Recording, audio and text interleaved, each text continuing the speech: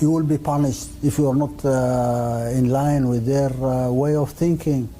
It's either sanctions, it's either demonizing this or that guy, and using all sorts of tools, including the World Bank, IMF, and other tools they use to pressure everybody to bow to this ideology.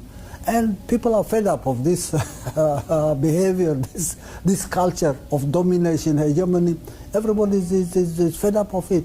The people in Africa, above any other continent, would like to see this process going forward and changing their quality of life, not for this generation, but for the coming generation. So they would use every tool, like they are using now Ukraine, to give the impression that this is a fight between Russia and Ukraine. Said, this has nothing to do with Ukraine and Russia. This is their declared war that has been there for the last 30 years, and it's not only Russia. It's for everybody else, everywhere in Asia, in Latin America, Europe, the Americas. People are fed up of this thing. Hello everyone, welcome to Drive for Africa. Today we're diving into a powerful compilation of African leaders speaking truth to power about the continent's ongoing struggle for true independence and development. In this eye-opening video, you will hear candid perspectives on how Western financial institutions like the IMF and World Bank, along with neo-colonial practices, continue to impact Africa's growth. Our speakers expose the systematic exploitation of African resources, discuss the critical role of the African diaspora in building capacity, and highlight the urgent need for African unity and self-determination. From unfair lending practices to resource exploitation, from the brain drain of African professionals to the deliberate creation of conflicts, these leaders paint a comprehensive picture of the challenges facing Africa today. But more importantly, they offer hope and solutions for change. Whether you are part of the African diaspora, interested in global politics, or simply seeking to understand Africa's true potential, this video will challenge your perspectives and inspire your thinking about Africa's future. Let's listen to those powerful voices as they break down the complex realities facing the continent and chart a path forward for truly independent Africa. Stay tuned and don't forget to like, subscribe, and share if you find this content valuable. IMF, World Bank, all other institutions, they make African countries jump through hoops. Loans will never be able to pay. The US, when they borrow money, they're getting it in 1.5, 1.9 interest rate. Africans, when they get the same amount of money, they're paying 9, 10%. The people who don't need a break, they get a break. The ones who need a break, they don't get a break. The sheer survival of the World Bank, IMF, is based on the fact that African countries and many other developing countries do not succeed. Their success is based on our failure.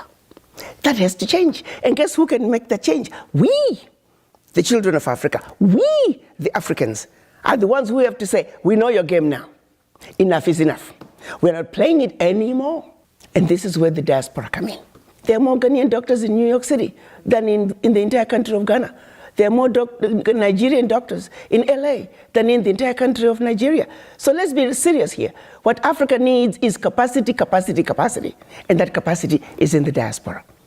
So it behooves us to bring the diaspora together. Let them understand what is really going on in our Africa.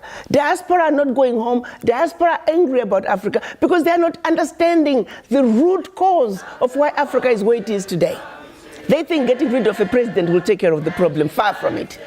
That president is just going to be replaced by another one who is going to equally suffer from the same difficult environment to work in. So let's look at an Africa that must be free to take care of herself, an Africa that's free from exploitation from outsiders. The multinationals who are stealing from Africa every day in broad daylight. I use an example of the DRC. If you ever fly very low over the DRC, you'll see tarmacs in the jungle. You'll see 747s flying into DRC, picking up minerals and flying right out. The same multinationals are responsible for arming young people and giving them MK-16s. Because why? Their satellites in the skies are telling them where that village is. There are lots of diamonds. So what do? Arm young people, drag them up, and send them to go chop off a few heads. The rest of the village runs away, so they come behind and do their illegal mining. We black people must understand what is really going on. Because what we are shown instead is, oh, look at those Africans killing each other. There are some serious games that have been played in Africa for far too long. And once we understand that, we can strategize as to how we can begin to bring the difference and bring the change that Africa needs. And that change can only come if the African diaspora are united. And the Wakanda villages, as I call them, it is our organized way of saying, starting with one African diaspora center of excellence, it will be a new city, a developmental hub that we can then take from there. Every sector is developed. Take healthcare. How many doctors do we need in this region to take care of this many people? We pick up education, same thing. We pick up engineering. We pick up electricity. How many megawatts of power do we have in the region? How many do we need? Be it solar, be it wind, be it hydro, be it geothermal, be it nuclear. And let's look at it from a historical context. It's trendy. It's a pattern. It's a pattern of behavior. It's a cultural pattern for them to come up and change it. What difference does it make, whether it's slavery, colonialism, or hegemonistic? People were exterminated in the Congo, in Africa. It's grabbing land and exterminating populations. When you start doing something, let's say cotton plantation in the United States, they had to take slaves from Africa as cheap labor. Slavery was there, and the objective was very clear. Then it changed faces and become of slavery. George Floyd's history is nothing unique. I mean, how many people are enslaved in the Americas now, whether they come from the South or whether they've been there for the last 2-3 centuries? The same thing going on in many parts of the world. So it's trendy. The pattern is the same.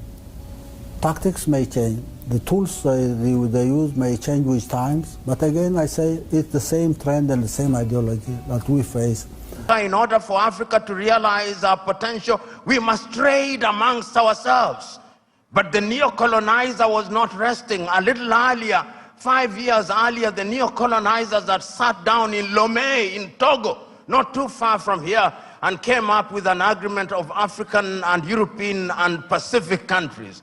And when that did not work, they sat again in Cotonou here in Benin and came up with the Cotonou Agreement. They are never resting. We must never forget that. The neo-colonialist is alive and well and is always trying to frustrate what we do because Africa is their hunting ground. And we did not stop there. When we are doing things, you tell me what Africa has not tried to do. In terms of the airspace, we agreed in Yamoussoukro, in La Côte d'Ivoire, that we will open our airspaces in 1988. We sat in Abuja here in Nigeria in 2001 and said we were going to spend not less than 15% of our budget in the health sector. We sat in Malabo, Equatorial Guinea in 2014 and said we were going to focus on agriculture. We sat down in Maputo in 2013 and said we were going to ensure that our women were mainstreamed in the activities of Africa. We sat down in Abuja in 2013, in 2014 and said we were going to have free movement of people, and once again sat down in Kigali, Rwanda 2018 and said we were going to eliminate visas. We sat down in Abuja and said that we were going to silence the guns in 2013. We did not. And we sat down in 2020 and said we were going to silence them. And now the guns are alive and well. And who are supplying us with the weapons? It is not us. It is others. Should we blame them? Yes, we should. Should we blame ourselves? Yes, we should. So Africa has always been a battleground. And the rhetoric that we see and the manner in which we ourselves are educated. My sister talked about education. But really, what are we teaching ourselves? It is fella Nicola Pokuti said, "Teacher, don't teach me nonsense.